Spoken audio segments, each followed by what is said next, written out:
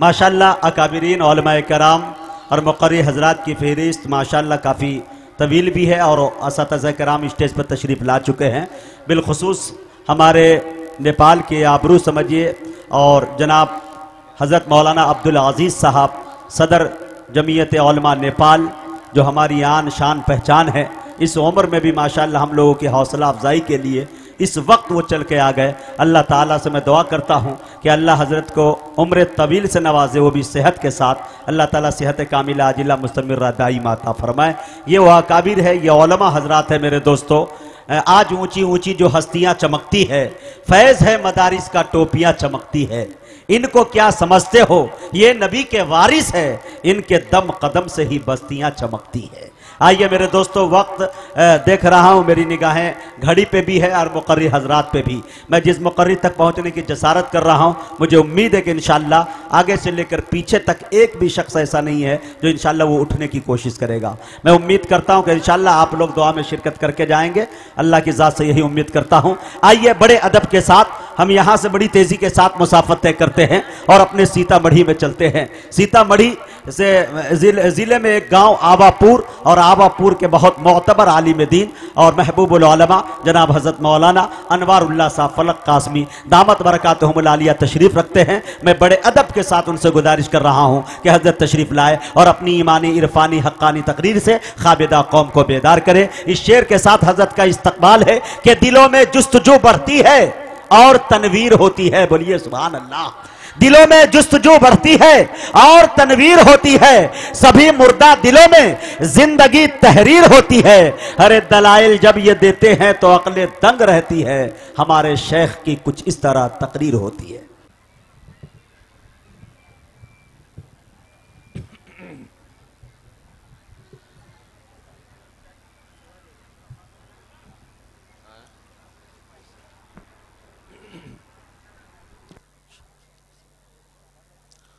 السلام علیکم ورحمۃ اللہ وبرکاتہ.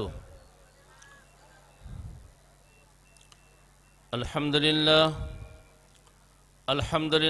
حمد الشاکرین وبہ نستعین والصلاة والسلام علی رسولہ الکریم وعلی آلہ واصحابہ واہل بیتہ اجمعین. اما بعد،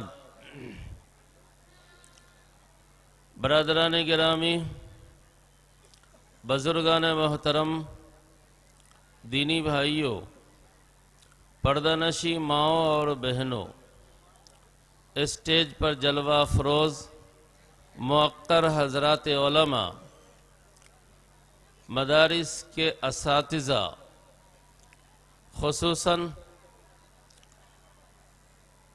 محب علی قدر حضرت مولانا خالد صدیقی صاحب دامت برکاتہم، جنرل سیکریٹری جمعیت علماء نیپال، مخدوم علی قدر حضرت مولانا عبدالعزیز صاحب دامت برکاتہم، صدر جمعیت علماء نیپال، اور تمام حاضرین و ناظرین، آج کی اس عظیم الشان اجلاس میں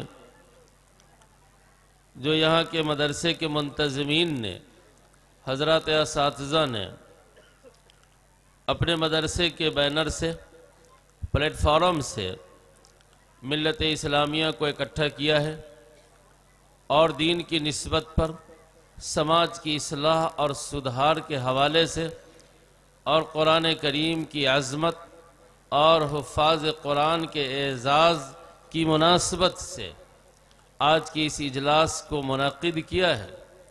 میں آج کی اس قیمتی اجلاس میں چند باتیں آپ کی خدمت میں عرض کروں گا. اللہ تعالیٰ کہنے کا سلیقہ اور شعور عطا فرمائے اور حکمت کے ساتھ آپ تک باتوں کو پہنچانے کی توفیق نصیب فرمائے. سب سے پہلی بات یہ ہے کہ پوری دنیا اگر نابینا ہو، پوری دنیا اگر نابینا ہو پورا نیپال اگر نابینا ہو، اگر یہ بات آپ کو اچھی نہ لگے تو پوری دنیا نابینا ہو اور اس دنیا میں ایک بینا ہو، اس دنیا میں ایک بینا ہو، صرف ایک ہی کے پاس آنکھیں ہوں اور بقیہ سب نابینا ہو، کیا سب کا نابینا ہونا یہ کوئی گناہ کی بات ہے؟ مولانا یہ گناہ کی بات ہے؟ بولو بھائی، سب کا نابینا ہو جانا کیا یہ گناہ کی بات ہے؟ نہیں نا ہے۔ لیکن نابیناؤں کا بینا سے رشتہ توڑ لینا، کنیکشن ختم کر لینا، بولو یہ خطرے کی بات ہے کہ نہیں ہے؟ خطرے کی بات؟ یہ بات عقل میں آ رہی ہے، میموری میں اتر رہی ہے کہ نابینا ہونا یہ کوئی گناہ کی بات نہیں ہے، لیکن اسی دنیا میں ایک بینا ہے، اس بینا سے اگر نابینا نے اپنا رشتہ توڑ لیا، تعلق قطع کر دیا اور ان سے وہ علیحدہ ہو گئے، بھلا بتائیے یہ نابیناؤں کے لیے خطرے کی بات ہے یا نہیں؟ بولو بھائی، یہ خطرے کی بات ہے یا نہیں ہے؟ اب کیا دیکھ رہے ہیں یہ ہیں؟ اچھا وہ کچھ چندہ دے گی، دے دیجئے، یہیں پر دینا دیجئے، دے دیجئے، لائیے، ہاں ہاں دے دیجئے۔ ہاں نام لکھ دیجئے بیچاری کا، یہ ہماری چچی ہے، ماشاءاللہ پیسہ لے کے، ہاں 50 کو دیا ہی۔ میں یہ عرض کر رہا تھا، چلیے ماشاءاللہ، اس پر دھیان دیجئے، بہت لمبی بات نہیں کروں گا، بہت مختصر گفتگو ہوگی اور میں اپنی بات ختم کر دوں گا کہ پوری دنیا نابینا ہو اور اس دنیا میں ایک بینا ہو۔ نابینا ہونا یہ گناہ کی بات نہیں ہے، لیکن نابینا کا بینا سے رشتہ ختم کر لے تو یہ بڑے خطرے کی بات ہے۔ وہ روڈ کراس کرے گا تو ایکسیڈنٹ کر سکتا ہے، وہ گڈھے میں گر سکتا ہے، وہ کہیں زخمی ہو سکتا ہے، اس لیے نابینا ہونا تو گناہ کی بات نہیں ہے، لیکن بینا سے رشتہ تعلق ختم کر لینا یہ بڑے خطرے کی بات ہے۔ آئیے، یہ پوری دنیا نابینا تھی اور زیغ و زلال میں مبتلا تھی، ظلمت نے اس کا احاطہ کر رکھا تھا اور باہر سے لے کے اندر تک سیاہی سیاہی تھی۔ اس ظلمت میں، اس اندھیرا پن میں اور اس تاریکی کے ماحول میں اللہ تعالیٰ نے ایک بینا کو بھیجا، محمد الرسول اللہ صلی اللہ علیہ وسلم کی شکل میں۔ یہ محمد الرسول اللہ صلی اللہ علیہ وسلم اس کائنات میں رشد و ہدایت کی بینائی لے کر آئے تھے، رشد و ہدایت کا نور لے کر آئے تھے، اور اس وقت پورا عالم نابینا بنا ہوا تھا، اندھا بنا ہوا تھا۔ جن جن لوگوں نے جناب محمد رسول اللہ صلی اللہ علیہ وسلم سے اپنا رشتہ قائم کیا وہ یہاں بھی کامیاب ہوئے اور آخرت کی کامیابی قدم بوس ہوئی کہ نہیں ہوئی؟ اور جن لوگوں نے جناب محمد رسول اللہ صلی اللہ علیہ وسلم کی بینائی سے اپنا رشتہ توڑ لیا، اپنا تعلق ختم کر لیا، خاطر میں نہیں لایا، قریب نہیں ہوا، وہ یہاں بھی برباد ہو گیا اور آخرت میں بھی ہمیشہ کے لیے وہ تباہ ہو گیا۔ بس میرے بھائی، جناب نبی اکرم صلی اللہ علیہ وسلم کو اللہ تعالیٰ نے جو دنیا انسانیت کی کامیابی اور خطرات سے بچانے کا جو نور اور جو وولٹیج دیا تھا اور جو روشنی دی تھی، وہ روشنی جناب محمد رسول اللہ صلی اللہ علیہ وسلم اس کائنات سے لے کر نہیں گئے، بلکہ اس روشنی کا امین اور پاسمان بنایا اپنے علماء کو۔ کس کو بنایا؟ کس کو بنایا؟ علماء کو۔ اور آقا مدین نے ارشاد فرمایا، العلماء ورثۃ الانبیاء، علماء ہماری بینائی کے وارث ہیں، علماء ہماری روشنی کے امین ہیں، اور علماء ہماری بینائی کے محافظ ہیں۔ اب ان علماء سے اگر ہماری اس عوام نے اپنا رشتہ توڑ لیا، چاہے وہ نیپال میں ہو کہ ہندوستان میں ہو کہ چین میں ہو یا جاپان میں ہو، ہر وقت وہ خطرے کے دہانے پر ہے۔ اس کو کوئی بھی اچک سکتا ہے، اس کو قادیانی بھی خطرے میں ڈال سکتا ہے، اس کو بہائی فرقہ بھی خطرے میں ڈال سکتا ہے، اور اس کو شریعت و سنت کا مخالف اور دشمن طبقہ بھی خطرے میں ڈال سکتا ہے اور گڈھے میں گرا سکتا ہے، جب تک یہ ہماری دنیا انسانیت جناب محمد رسول اللہ صلی اللہ علیہ وسلم کے وارث علماء سے اپنا رشتہ اور تعلق قائم نہیں رکھیں گے، اس وقت تک وہ خطرات سے نہیں بچ سکتے۔ یہ صاف بات، یہ واضح بات، تعلق رکھنا ہے اور ہر حال میں رکھنا ہے، چونکہ یہ وراثت بینائی کی جناب محمد رسول اللہ صلی اللہ علیہ وسلم نے علماء کو دی، کہ یہ علماء اس کے امین ہیں، اب ان کے پاس رشد و ہدایت کی بینائی اور اس کا نور موجود، اس لیے علماء سے تعلق رکھنا ہماری کامیابی کی علامت۔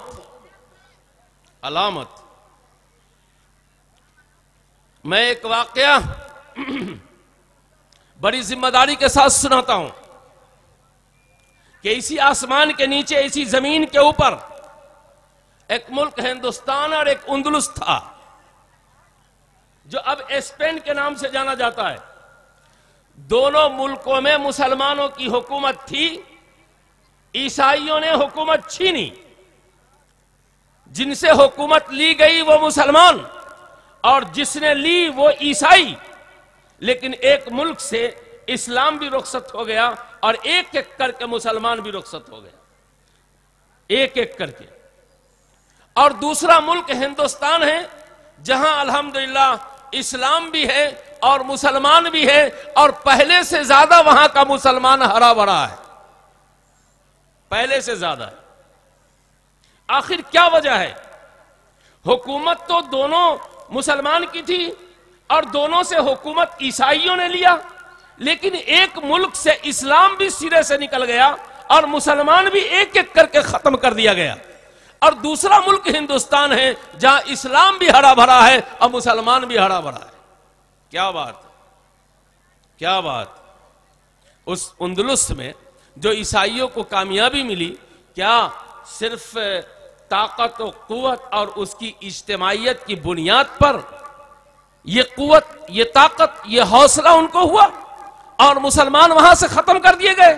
نہیں دوستو، نہیں، ایسا نہیں ہوا، بلکہ وہاں کے عیاروں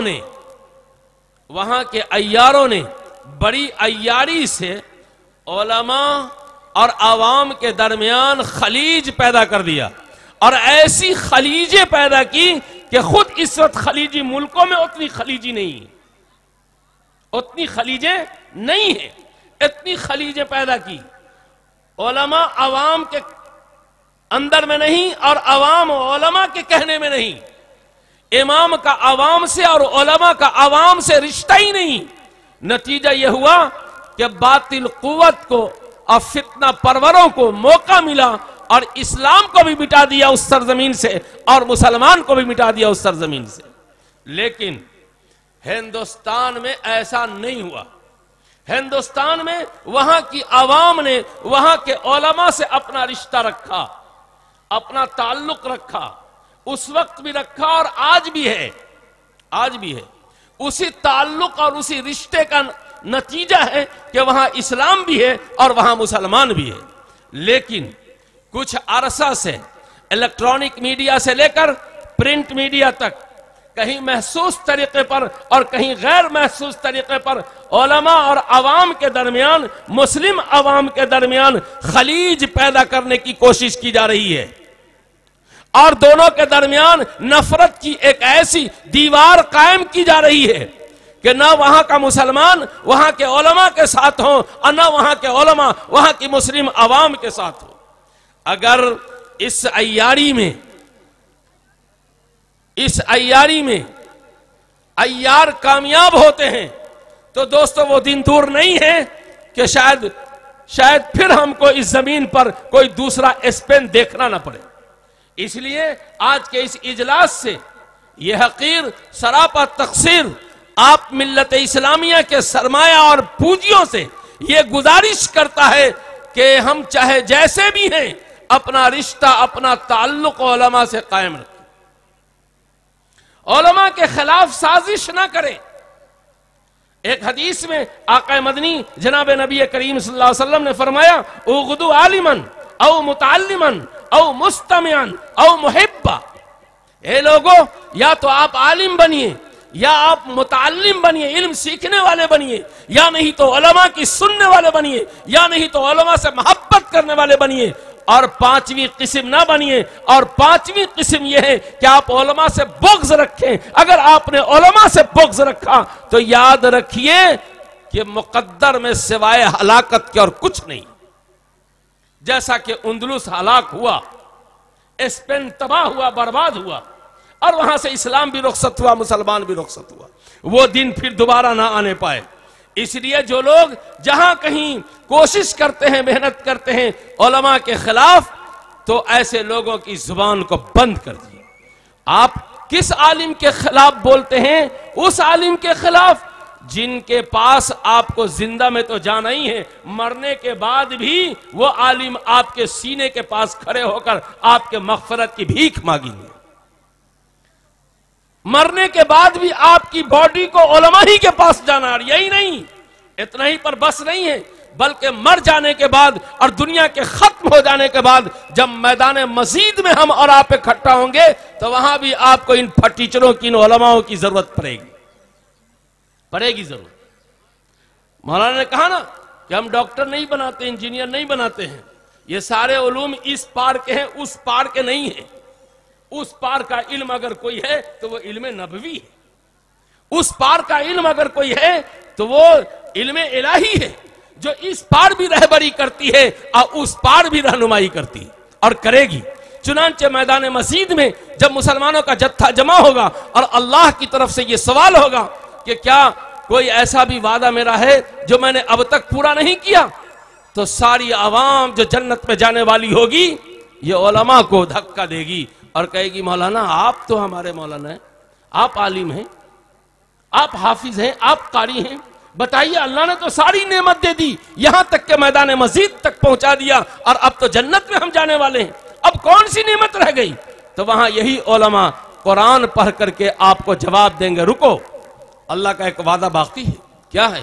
وجوہ یومئذ ناظرۃ الی ربھا ناظرہ، اے اللہ آپ نے وعدہ کیا تھا کہ ہم اپنا سرسبز و شاداب صورت زیبا کی زیارت کرائیں گے، اب تک ہم نے آپ کی صورت زیبا کو نہیں دیکھا ہے، یہ وعدہ تو پورا نہیں ہوا۔ یہ وہ علم ہے جو مرنے کے بعد بھی آپ کی رہنمائی کرے گا، یہ اس علم کے حامل علماء ہیں جو مرنے کے بعد بھی رہنمائی آپ کی کریں گے۔ اس لیے اپنا رشتہ، اپنا تعلق علماء سے پوری محبت اور عقیدت کے ساتھ رکھیے۔ اس کا فائدہ کیا ہوگا دنیا میں؟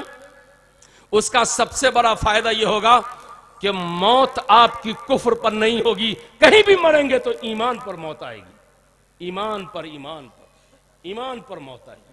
اور یہ صلہ ہے، یہ ادنا صلہ ہے، علماء سے محبت کرنے کا یہ ادنا صلہ ہے کہ آپ کا خاتمہ ایمان پر ہوگا، آپ کفر پر نہیں مریں گے، آپ شرک پر نہیں مریں گے، آپ دوسرے خرافات واہیات راستے پر نہیں مریں گے، بلکہ جب بھی موت آئے گی تو ایمان پر موت آئے گی۔ ہماری نماز، ہمارا روزہ، ہماری زکوٰۃ، ہمارا صدقہ اور ہماری عبادتیں، ہماری ریاضتیں سب اس لیے ہیں کہ اللہ حسن خاتمہ ہو جائے، یعنی خاتمہ ہمارا ایمان پر ہو جائے۔ علماء سے محبت اور تعلق رکھنے کا یہ دنیا میں یہ اعزاز ہے، یہ انعام ہے کہ اس کی موت ایمان پر ہو، ایمان پر ہو۔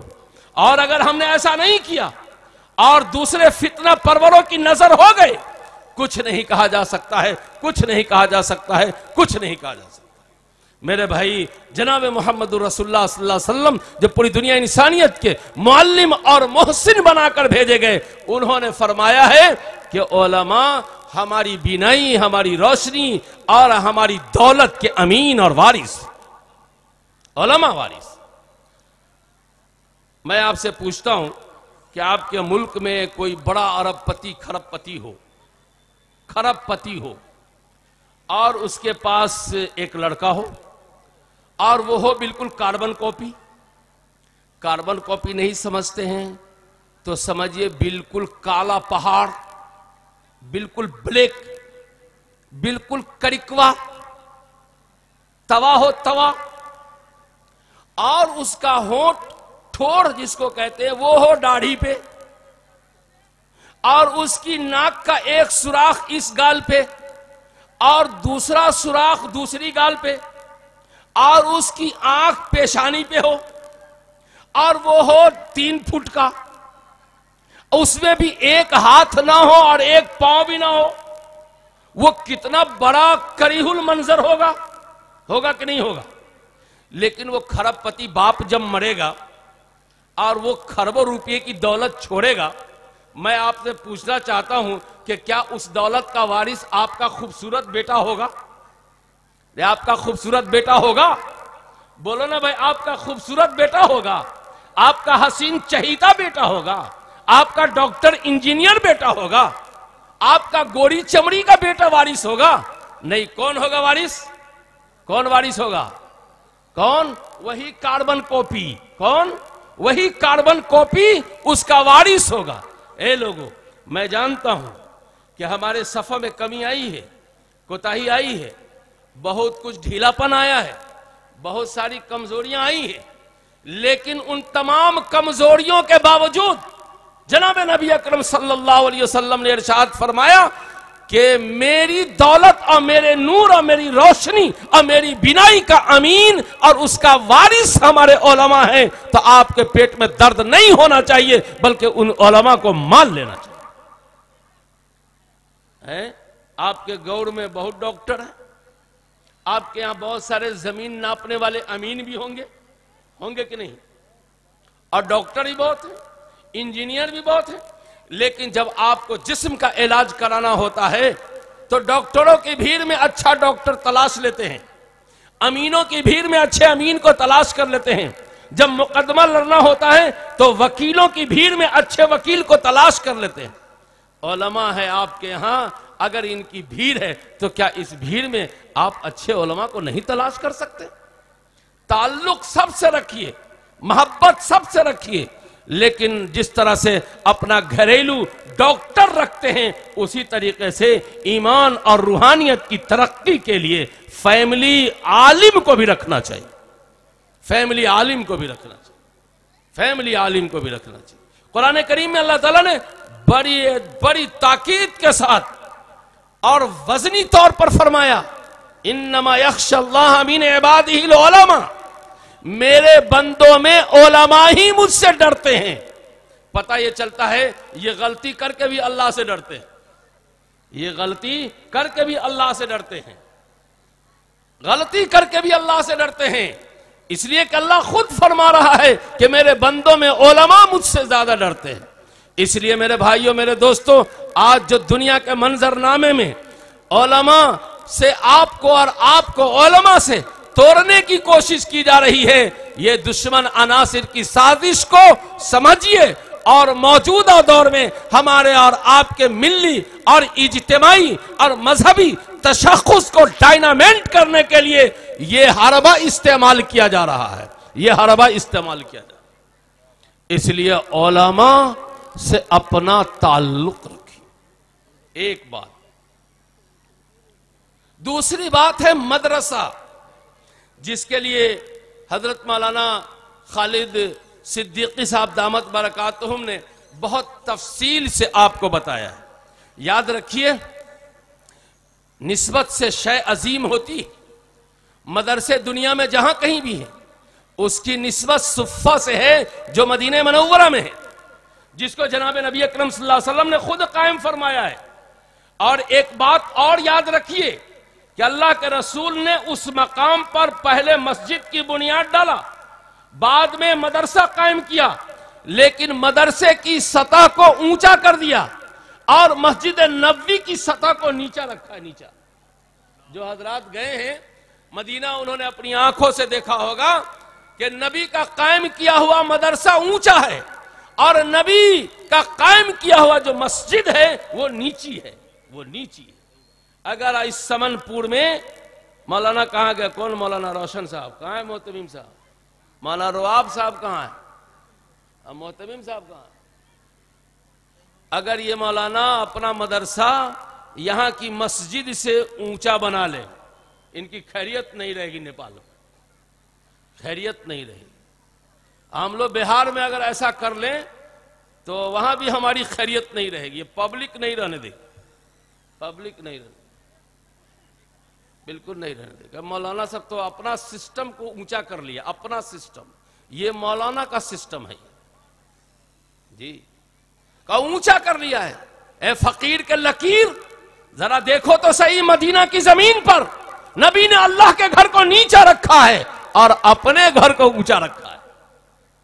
پاکستان کے ایک بزرگ سے میں نے خود پوچھا, اور وہیں پوچھا کہ حضرت بتائیے یہ کیا معاملہ ہے, یہ اللہ کا گھر ہے نیچے, یہ مدرسہ حضور نے بنایا اتنا اونچا ہے. پاکستانی بزرگ نے کہا کہ مولوی صاحب سنو, اور اپنے ملک میں جا کر کے مسلمانوں کو بتاؤ جناب محمد رسول اللہ صلی اللہ علیہ وسلم کا یہ عمل پوری دنیا کے مسلمانوں کو پیغام دیتا ہے کہ جب تک آبادی میں مدرسہ اونچا رہے گا, پرشکوہ رہے گا, پرکشش درسگاہ رہے گی, اس کو لوگ رفعت دیں گے, بلند رکھیں گے, بلندی پر رکھیں گے. وہاں سے جو ٹیم تیار ہوگی اسی سے مسجد آباد ہوگی. اگر یہ مدرسہ پست ہو گیا تو مسجد کبھی آباد نہیں ہو سکتی ہے, نہیں ہو سکتی, نہیں ہو سکتی. لوگوں, آپ کو تو ایصال ثواب کرنے بھی نہیں آتا ہے. کنچی ایصال ثواب کریں. اگر میں یہ اعلان کروں کہ بھائی فلاں مسجد میں 10 سیٹ قرآن کی ضرورت ہے تو بہت سیٹ صاحب جمع ہو جائیں گے, ہماری طرف سے ایک لے لیجیے, ہماری طرف سے ایک لے لیجیے. اب میں کہتا ہوں مسجد میں قرآن کریم ایصال ثواب کے نام پر دینے سے ہوتا ہی نہیں, ثواب نہیں ہوتا. کیوں نہیں ہوتا ہے؟ اس کی وجہ ہے ہم کو لگی ہے بھوک اور آپ دیں ہم کو سفاری سوٹ, ثواب ہوگا مولانا, ثواب ہوگا. کب ثواب ہوگا؟ جب میری بھوک کا علاج ہوگا, بھوک کا علاج ہوگا. ایصال ثواب کرنے سے پہلے, صدقہ دینے سے پہلے, نفلی عبادت کرنے سے پہلے ضرورت معلوم کرنی چاہیے کہ مدرسے میں, مسجد میں ضرورت کیا ہے. اگر مسجد میں ضرورت ہے لیٹرنگ بنانے کی اور آپ نے مینار بنایا, قسم خدائے پاک کی کہتا ہوں کوئی ثواب نہیں ملے گا, کوئی ثواب نہیں. یہ مینار والوں, یہ گنبد والوں, تم گاؤں کو دھوکہ میں مت ڈالو. وہاں لیٹرنگ کی ضرورت ہے, لیٹرنگ بناؤ. جب یہ ضرورت پوری ہو جائے مینار بناؤ, مینار بناؤ. جو مدرسے میں جو ضرورت ہو, مسجد میں جو ضرورت ہو, جس وقت ضرورت ہو, اس وقت جو پیسہ خرچ کیا جائے گا اس کا ایصال ثواب ہوگا. آج مسجد میں دیکھ لیجئے, چھلی لگا ہوا قرآن شریف کا, کوئی پڑھنے والا نہیں, الٹ پلٹ کے اسی پڑھا ہوا, گردہ سے بھرا ہوا ہے قرآن, کوئی پڑھا ہوا نہیں. وہ کے باوجود بھی 2 ڈبہ بمبئی سے بھیج رہا ہے آدمی. یہ کیا بدماشی ہے بھائی, کیا بات ہے؟ فلانا حجین کے نام ایصال ثواب, وہ کا ایصال ثواب وہی پلاسٹک کے ڈبہ میں اور وہی چادرہ کے ڈبہ میں بند ہے, یہ اس سے آگے نکلا نہیں ابھی تک, کیونکہ قرآن کھلا ہی نہیں. اس لیے ایصال ثواب کرنے سے پہلے ضرورت دیکھنی چاہیے, ضرورت دیکھنی چاہیے. اگر آپ کے گاؤں کو, سماج کو مدرسے کی ضرورت ہے, لوگوں اس پر پیسہ خرچ کرو, تمہاری دنیا بھی بنے گی اور تمہاری آخرت بھی بنے گی, تمہاری آخرت بھی بنے گی. اس لیے مدرسے کی اہمیت کو, عظمت کو سمجھیے. جناب محمد رسول اللہ صلی اللہ علیہ وسلم مدرسۃ الصفہ کو اونچا کر کے پوری دنیا کے مسلمانوں کو پیغام دیا ہے, مدرسہ اونچا رہے گا تم بھی اونچا رہو گے, مدرسہ نیچا ہو جائے گا تم بھی پست ہو جاؤ, تم بھی پست ہو جاؤ. اس لیے نیپال کے مسلمانوں بھائیوں, اپنے اپنے گاؤں میں, سماج میں مکاتب کی, مدارس کی, علماء کی خدمات کی قدر کیجیے, اس کا احترام کیجئے. یہ آپ کی بقا, آپ کے تحفظ اور آپ کے تشخص کی بقا کا مرکز ہے یہ مدرسہ. یہ مدرسہ ایک قبلہ نما وہ ہے جو کعبہ کا پتہ بتاتا ہے, اور یہ مدرسہ وہ قبلہ نما ہے جو دنیا انسانیت کو زندگی گزارنے کا قبلہ بتاتا ہے کہ آپ کیسے زندگی گزاریں گے. یہ ایسا قبلہ نما ہے جو دنیا انسانیت کو راستہ بتاتا ہے کہ کیسے چلنا ہے, کیسے جینا ہے, کیسے رہنا ہے, کیسے کھانا ہے, کیسے پینا ہے. اس لیے مدرسے کی اہمیت کو محسوس کیجیے. نیپال کے بھائیوں, آپ مت گھبرائیے کہ آپ کے ملک میں مدرسہ زیادہ ہو گیا ہے. میں کہتا ہوں آپ کے ملک میں جہالت زیادہ ہے, جہالت زیادہ ہے. اور ہم کو تو سمجھ ہی میں نہیں آتی یہ بات. یہاں کے جو مولانا لوگ ہیں یا رجال کار ہے باہر ملک میں جاتے ہیں اور وہاں سے چھٹکی مسجد کا فنڈ لے آتے ہیں. چھٹکی مسجد کا دے مسجد کی لے مسجد, دے مسجد کی لے مسجد. ارے اللہ کے بندو, نیپال کے مسائل صرف چھوٹی چھوٹی مسجد اور ایک مینار کی مسجد نہیں ہے. نیپال کے مسائل کو ہم بھی جانتے ہیں. یہاں آپ کے نوجوان ٹیکنیکل شعبے میں آگے نہیں ہیں. یہاں آپ کے نوجوان تعلیمی میدان میں آگے نہیں ہیں. یہاں آپ کے نوجوان میڈیکل لائن میں آگے نہیں ہیں. یہاں آپ کے نوجوان جہالت کے پہاڑ ہیں. ایسی صورت میں آپ مسجد کے فنڈنگ کے بجائے آپ کو میڈیکل کی فنڈنگ کرنی چاہیے اور ٹیکنیکل انسٹیٹیوٹ کی فنڈنگ کرنی چاہیے اور اس کی طرف آپ کو توجہ دینی چاہیے جس سے دنیا بھی آپ کی اچھی ہوگی اور آپ کا معیار اور وقار بھی ملک میں بڑھے. خالی مسجد, لے مسجد کی دے مسجد, لے مسجد کی دے مسجد. ہم کو نہیں معلوم ہے کہ مسجد بنانا بڑا کام ہے. کیا ہم دشمن ہیں مسجد کے؟ کیا ہم مسجد کے وفادار نہیں ہیں؟ لیکن جس تیزی کے ساتھ آپ اس طرف رخ کر رہے ہیں اس سے زیادہ تیزی کے ساتھ ضرورت اس بات کی ہے کہ آپ اپنی نئی نسلوں کو بنانے کی طرف رخ کریں اور متوجہ ہوں. یاد رکھیے, ہماری بلڈنگ, ہمارا مکان, ہماری دکان, ہمارا بنگلہ, ہماری کاریں اور یہاں سے لے کے بمبئی تک کی عمارتیں آپ کا مستقبل نہیں ہے. نیپال کے مسلمانوں, اگر آپ کا کوئی مستقبل ہے تو وہ آپ کی اولادیں ہیں, وہ آپ کی نسلیں, آپ کی نسلیں. جہالت کا نقشہ تو یہ ہے کہ نیپال میں جنازے میں جائیے, 1000 آدمی کسی کے جنازے میں شریک ہوں گے تو 25 آدمی کو جنازے کی دعا یاد ہوگی اور 975 آدمی کو ابھی بھی جنازے کی دعا یاد نہیں. ابھی بھی عید اور بقرعید کی نماز نہیں پڑھنے آتی ہے, نہیں پڑھنے آتی. تو اب بھلا بتائیے مدرسہ زیادہ ہے یا جہالت زیادہ؟ اس جہالت کے روگ کو ختم کیجئے, ختم کیجئے, دور کیجئے, دور کیجئے. جہالت کے ساتھ آپ ترقی کی منزل پر نہیں پہنچ سکتے ہیں. جہالت کے ساتھ ملک میں آپ کا وزن نہیں محسوس کیا جائے گا. جہالت کے ساتھ آپ کے وقار میں اور آپ کے اعتبار میں اضافہ نہیں ہوگا. اس لیے یہاں کے باہوش لوگوں کو اور فکرمند لوگوں کو اور یہاں کے عصری اور دینی خدمت گزاروں کو اور رجال کاروں کو اور سماجی اور ملکی کارکنان کو یہاں کے نئی نسلوں کی تعلیم اور اس کی تربیت کے حوالے سے مختلف الجہاد سوچنے کی ضرورت ہے. مختلف الجہاد سوچنے کی ضرورت ہے اور فکر کرنے کی ضرورت ہے. یہ مدرسہ, یہ علماء آپ کو کیا دیں گے؟ کیا دیں گے؟ بس کیا دیں گے, اسی پر ہماری بات ختم ہو جائے. ہمارے ملک میں تو ہمارے بزرگوں نے دے دیا ہے. آپ کے ہاں کیا دیں گے اور ہمارے ملک میں آئندہ کیا دیتے رہیں گے اور دنیا میں کیا دیتے رہیں گے, بس اتنی سی بات مختصر بتا کر کے بات ختم کر دوں گا. ہمارے ملک میں جو قاسم نانوتوی نے فکر دی, ہمارے ملک ہندوستان میں, اس قاسم نانوتوی نے رحمت اللہ علیہ نور اللہ مرقدہ کہ اس قربانی نے پورے بھارت کو دوسرا اسپین ہونے سے بچا لیا. دوسرا اسپین ہونے سے بچا لیا ہے. یہ ہے قاسم نانوتوی کی فکر کا ثمرہ اور نتیجہ. اب جو فکر چلی, اب پوری دنیا میں اس کا فیضان ہوا, تو یہ علماء, یہ مدارس کیا دیں گے آپ کو؟ یہ مدارس آپ کے سماج, آپ کے ملک, آپ کی سوسائٹی میں خیر دیں گے, جس خیر کے جویا اور متلاشی آپ ہیں, اور آپ کا بینر بھی اسی خیر کی طرف آپ کو لے جانا چاہتا ہے جو اصلاح معاشرہ کا لگایا. یاد رکھیے, اصلاح کے حوالے سے مختلف تجویزیں دنیا نے دی ہے اور دنیا کے رجال کار نے دی ہے. ایک تجویز تو یہ آئی کہ لوگوں, پیٹ بھرنا سماج کی سب سے بڑی ضرورت ہے, چونکہ غریبی یہ بڑی آفت ہے اور غربتی کی وجہ سے بہت ساری کمزوریاں ہیں اور سماج میں برائیاں ہیں. جب سماج کے لوگوں کا پیٹ بھر دیا جائے گا اور سماج کے لوگوں میں قوت آ جائے گی, توانائی آ جائے گی, مرفہالی اور خوشحالی آ جائے گی, تو سماج اچھا ہو جائے گا. چنانچہ لوگوں نے بگڑے ہوئے سماج کا پیٹ بھرنا شروع کیا.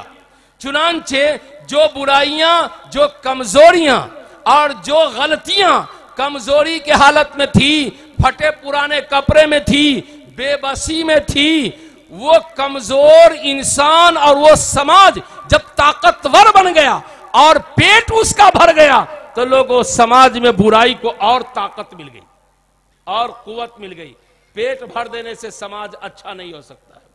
بعض لوگوں نے کہا کہ ناخواندگی سماج کے اصلاح کی بگاڑ کی بڑی وجہ ہے، اس لیے ناخواندگی کو دور کیا جائے اور مدارس، مکاتب، اسکول، کالجوں کا جال بچھایا جائے. اے لوگوں یاد رکھو آج جو ملک میں کرپشن ہے اور ملک میں جو ڈکیتی اور غنڈہ گردی ہے وہ جاہل انگوٹھا چھاپ، پڑھتا چھاپ، پارا پاری چھاپ، بکرا بکری چھاپ سے نہیں ہے. یہ تو ان لوگوں سے ہے جن کے بارے میں مولانا صدیقی صاحب نے بتایا تھا کہ جن کی اٹائچیاں بڑے بڑے یونیورسٹیوں کی ڈگری سے بھری ہوئی ہے کہ یہ بڑے پڑھے لکھے ہیں لیکن دنیا کی اسکرین پر بڑے گھوٹالہ باز ہیں. اسی لیے ہمارے دیہات میں ہمارے بڑے بزرگ کہتے ہیں کہ مولانا صاحب زیادہ پڑھے لکھے کی بات مت کیجئے. جب سے پرلہوا گاؤں میں ہو گیا نا تب سے گاؤں ہمارا گنڈا ہو گیا. جب سے پرلہوا بڑھ گیا گاؤں ہمارا بے ایمان ہو گیا، اور جب سے پرلہوا ہو گیا گاؤں ہمارا زناکار ہو گیا، اور جب سے پرلہوا ہو گیا گاؤں ہمارا لائن باز ہو گیا. یہ ہمارے جاہل بوڑھے کہتے ہیں، ان کی ان باتوں کو یکسر نظر انداز نہیں کیا جا سکتا ہے. صحیح کہتے ہیں وہ. اور یہ کیوں کہتے ہیں؟ اس لیے کہتے ہیں کہ پڑھے لکھے لوگوں سے جب یہ کمی کوتاہی ہوگی تو نتیجتاً کیا کہا جائے گا. اور صحیح بات ہے، لیکن یاد رکھیے یہ علم کا قصور نہیں ہے، یہ قصور تو اس کا ہے جس نے علم حاصل کیا اور اس نیت سے حاصل کیا کہ ہمارے علم کی معراج ہمارا پیٹ، ہمارا معدہ ہے. ہمارا علم جب ہمارا پیٹ بھر دے گا، ہمارا معدہ بھر دے گا، جس کے علم کی یہ انتہا ہوگی اس کے علم سے دنیا کو امن نہیں ملے گا، دنیا کو شانتی نہیں ملے گی، سماج کو بہتری نہیں ملے گی، بلکہ اسے دنیا کو فتنہ ملے گا، فساد ملے گا، چاہے وہ جس لائن کا پڑھا لکھا انسان. محض تعلیم کی بنیاد پر سماج اچھا نہیں ہو سکتا. بعض لوگوں نے کہا کہ تنظیم بنائی جائے، اصلاح معاشرہ کی تنظیم بہت بنایا نیپال میں بھی اور ہندوستان میں بھی، لیکن کیا ہمارا معاشرہ اچھا ہوا؟ تنظیم سے بھی معاشرے کی اصلاح نہیں ہو سکتی، بالکل نہیں ہو سکتی. اس لیے کہ وہی برے لوگ، وہی پاپی لوگ، وہی بیٹا بیچنے والے، وہی بہو کو جلانے والے، وہی گھر میں ناانصافی کا چشمہ لگا کر کے چینے والے لوگ جب تنظیم سے جڑ جائیں گے تو یہ تنظیم مجرموں کی تو ہوگی، مصلحین کی تنظیم نہیں ہو سکتی. جب مجرمین الگ الگ ہوں تو یہی مجرمین اکٹھا ہو جائیں تو جرم تو تنظیم کے پلیٹ فارم سے بڑھ سکتا ہے، اصلاح میں اضافہ نہیں ہو سکتا اور اصلاح کا کام نہیں ہو سکتا. میرے بھائیوں، میرے دوستوں، بعضوں نے کہا کہ تہذیب اور کلچر، زبان سب ایک کر دیا جائے، دنیا اچھی ہو جائے گی. نہیں، وہ بھی دیکھ لیا گیا ہے، اس کا بھی تجربہ کر لیا گیا ہے. اے لوگوں یاد رکھو، جب تک سماج کے معاشرے کا دل اچھا نہیں ہوگا اس وقت تک دوستو سماج اچھا نہیں ہوگا. یہ علماء، یہ مدارس، ان کا کام ہی یہی ہے کہ وہ دل پر محنت کرتے ہیں اور دل اچھا بنانے کی کوشش کرتے ہیں تاکہ سماج اچھا ہو جائے. جب تک دل سے ہوسناکی دور نہیں ہوگی، دل سے ہرس نہیں نکلے گا، دل سے سیاہی نہیں جائے گی اور دل سے ظلمت نہیں جائے گی، اس وقت تک دوستو سماج تو سماج ہے، ایک انسان اچھا نہیں ہو سکتا. پیغمبر کی یہی خوبی ہے اور پیغمبر کا یہی کام ہے اور پیغمبر کی یہی وراثت ہے، جس کے امین ہمارے علماء ہیں اور جس کی درسگاہ یہ مدارس اسلامیہ ہے کہ وہ نظام نہیں بدلتے، اس کی فکر زیادہ نہیں کرتے، وہ انتظام اور سسٹم کی تبدیلی پر زور نہیں دیتے، بلکہ وہ سماج اور معاشرے کے انسانوں کے دل پر محنت کرتے ہیں. جب دل اچھا ہو جاتا ہے تو دوستو سماج اچھا ہو جاتا ہے. یاد رکھیے کہ عرب کا سماج کتنا گندا تھا، لیکن جناب نبی اکرم صلی اللہ علیہ وسلم نے دل پر محنت کیا تو عرب میں اچھا سماج بنا. पूरी दुनिया ने देखा, और वही अच्छे लोग पूरी दुनिया में फैले तो अच्छाई लेकर गए। और पूरी दुनिया में जहां कहीं अच्छाई है वो जनाब मोहम्मद रसूलुल्लाह सल्लल्लाहु अलैहि वसल्लम के दिल की मेहनत का समरा और नतीजा है जो उन्होंने किया। तो बुनियादी चीज है दिल। जब तक दिल पर मेहनत नहीं होगी और दिल को ठीक नहीं किया जाएगा, लोगों दुनिया नहीं ठीक हो सकती है, समाज नहीं ठीक हो सकता है, और हमारे और आपकी इस्लाह नहीं हो सकती है। इसलिए दिल पर मेहनत किया जाए। आज पूरी दुनिया देह पर मेहनत कर रही है। ब्यूटी पार्लर खुला है, इसका कौन सा काम है? इसका काम है बूढ़ी से बूढ़ी को चमकदार बना देना, काले से काले को गोरा बना देना। तो ये मेहनत भी देह पर हो रही है। दिल पर मेहनत करने वाली कितनी जगह हैं लोगों, अगर वो कोई जगह है तो वो मदरसा है, वो खानका है, वो उलमा है, वो सुलहा है, वो अबरार और नेकोकार हैं। यही वो लोग हैं जो दिल पर काम करते हैं। इस काम को कबूल कीजिए, उनसे करीब होकर के अपना दिल ठीक कीजिए। जब तक दिल ठीक नहीं होगा लोगों, उस वक्त तक मेरे भाइयों, मेरे बुजुर्गों, दोस्तों, हमारा समाज ठीक नहीं हो। जनाब नबी अकरम सल्लल्लाहु अलैहि वसल्लम ने भूखे को पेट भरने के लिए दाना पहुंचाने की तरगीब उस पर जोर नहीं दिया कि लो अपने घर से दाना लो पहुंचा दो, बल्कि उन्होंने दिल पर ऐसी मेहनत की कि अगर कोई भूखा नजर आ जाए तो पड़ोसी और समाज और शहर का आदमी तड़प जाए, अब बिन मांगे उनके घर जाकर के रोटी पहुंचा दे। अब पूरी रात ऐसे आदमी को नींद ना आए। ऐसी मेहनत जनाब नबी अकरम सल्लल्लाहु अलैहि वसल्लम ने दिल पर की तो दिल देने वाला बन गया, दिल गम को महसूस करने वाला बन गया, दिन समाज के हालात को महसूस करने वाला बन गया और समाज के लिए मुफीद बन गया।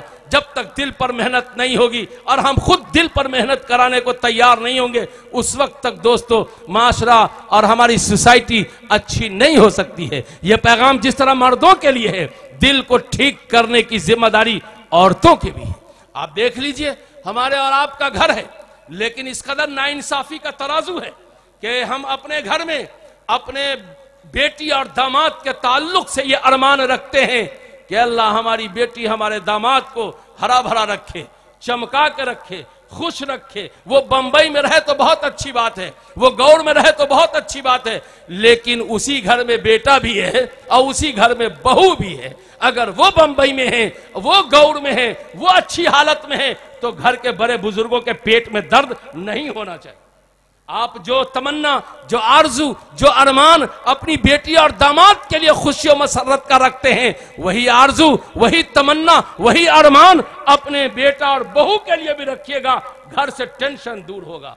जो मुस्लिम घराना घर में इंसाफ कायम नहीं करेगा, बहू बेटियों के दरमियान इंसाफ नहीं करेगा, बेटा दामाद के दरमियान इंसाफ नहीं कायम करेगा, उस समाज को हाई कोर्ट से और सुप्रीम कोर्ट से इंसाफ की भीख नहीं मिलेगी, नहीं मिलेगी, नहीं मिलेगी। इसलिए कि आज भी मुल्क की अदालत जितना नाइंसाफी नहीं करती है, उससे ज्यादा हमारा मुस्लिम समाज नाइंसाफी करता है। जब हम अपने घर में नाइंसाफी करेंगे, अपने मदरसे में नाइंसाफी करेंगे, अपनी मस्जिद में नाइंसाफी करेंगे, अपने गांव में नाइंसाफी करेंगे और इंसाफ की भीख मांगने कशकोल लेकर अदालत में जाएंगे, कसम खुदा की कहता हूं कि अदालत भी आपको इंसाफ की भीख नहीं देगी। अगर आप दुनिया से अदल लेना चाहते हैं, इंसाफ लेना चाहते हैं और दुनिया को मुफीद तरीन बनाना चाहते हैं, तो अपने आप में, अपने समाज में, अपने घर में इंसाफ कायम कीजिए।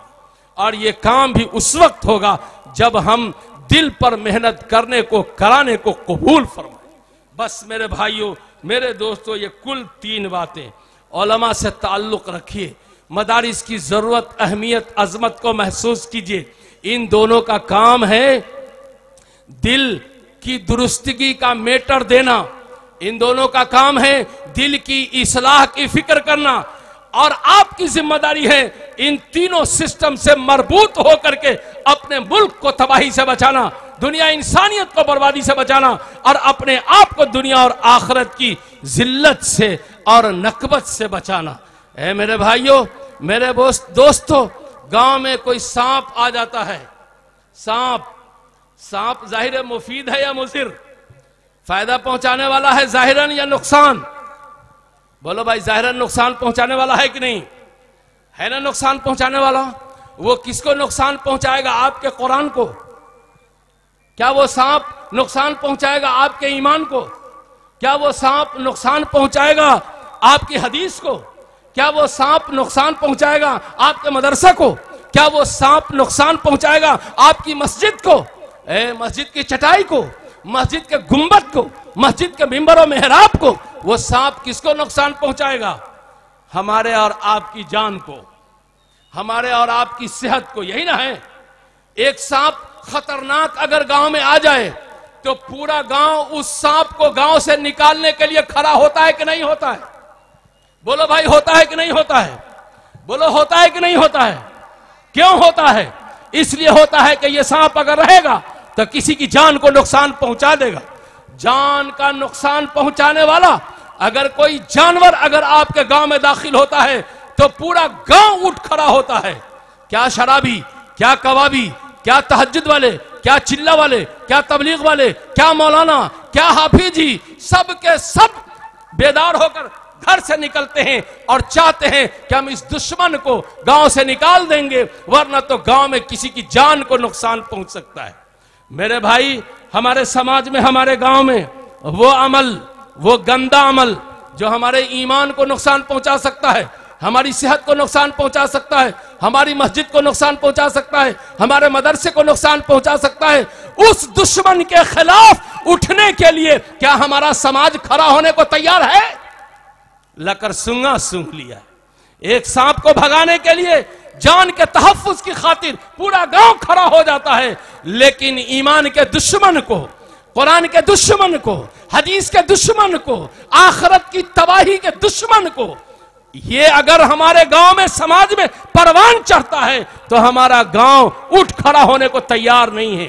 اس لیے میں کہتا ہوں کہ ہمارے سماج میں صرف ایک آدمی گندا نہیں ہے، صرف دو آدمی گندا نہیں ہے، پورا سماج ایک ہی حمام میں ننگا ہے، اور اسی ننگے پن کی وجہ سے سماج کی اصلاح نہیں ہو رہی ہے۔